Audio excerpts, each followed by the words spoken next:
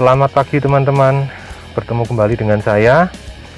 Dan di pagi hari yang cukup syahdu ini ya, mendung, saya akan mencoba memberikan satu penjelasan tentang lampu hazard.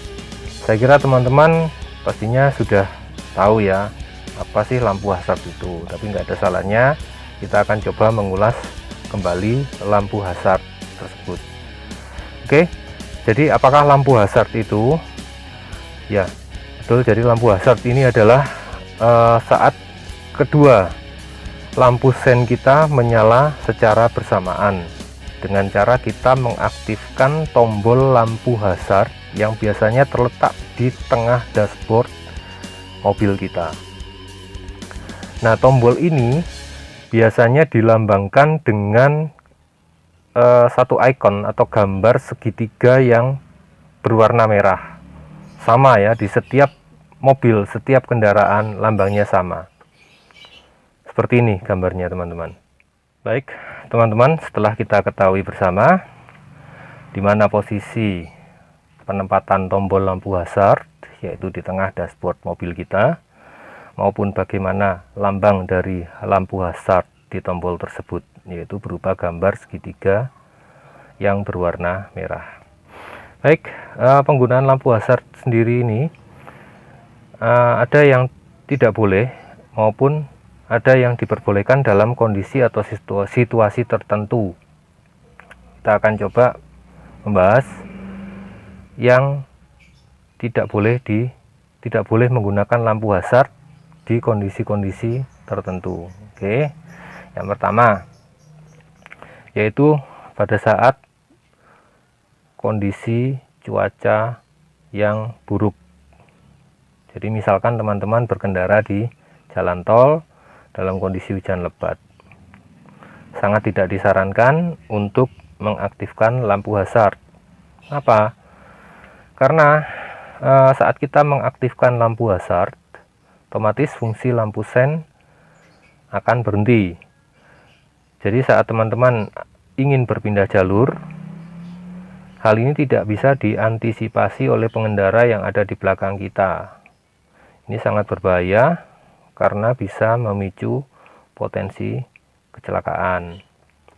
Nah, bagaimana caranya kita supaya bisa memaksimalkan arah pandang kita maupun memberikan tanda kepada pengendara yang ada di belakang kita bahwa kita ada di depan mereka? Caranya hanya dengan mengaktifkan lampu utama maupun lampu senja. Itu sudah cukup. Itu teman-teman. Kemudian yang kedua adalah pada saat kita memasuki terowongan maupun underpass. Kita tidak perlu menggunakan lampu hazard. Cukup kita gunakan lampu senja maupun lampu dekat kita.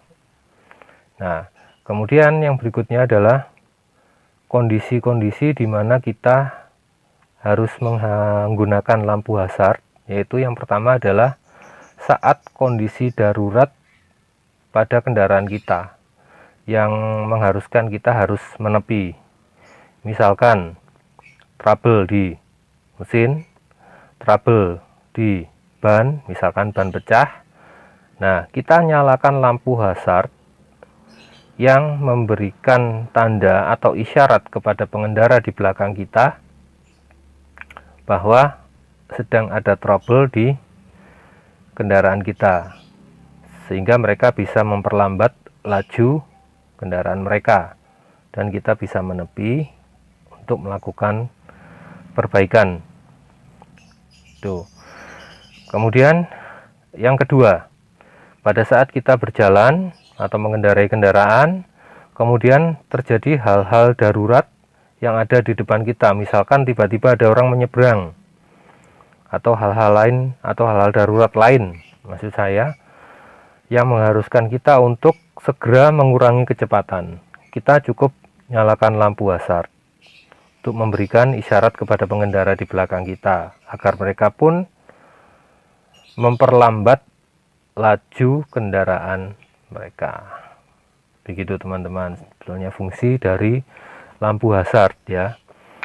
Namun ada satu hal lagi ya, sebetulnya memang hal ini tidak boleh kita lakukan dengan menyalakan lampu hazard. Misalkan kita berada di perempatan jalan, biasanya sering kita lihat orang menyalakan lampu hazard di perempatan jalan pada saat dia akan berjalan lurus, tidak berbelok ke kiri maupun ke kanan. Memang dalam peraturan perundangan hal ini tidak diperbolehkan. Tetapi kita melihat kondisi di lapangan saat ini ya, ini demi keselamatan kita sendiri maupun orang lain,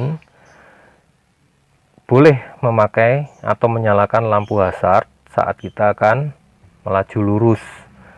Itu menandakan bahwa kita akan melaju lurus ini untuk mengantisipasi kendaraan yang memotong arah laju kita. Begitu teman-teman. Karena walaupun kita tanpa menyalakan lampu hazard, itu sudah dipastikan bahwa kendaraan kita melaju lurus. Gitu.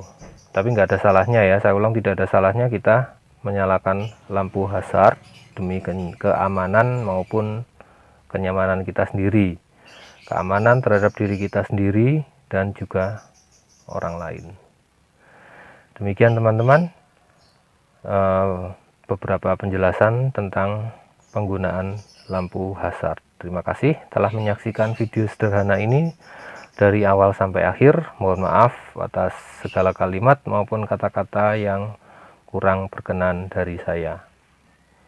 Terima kasih, sampai jumpa kembali.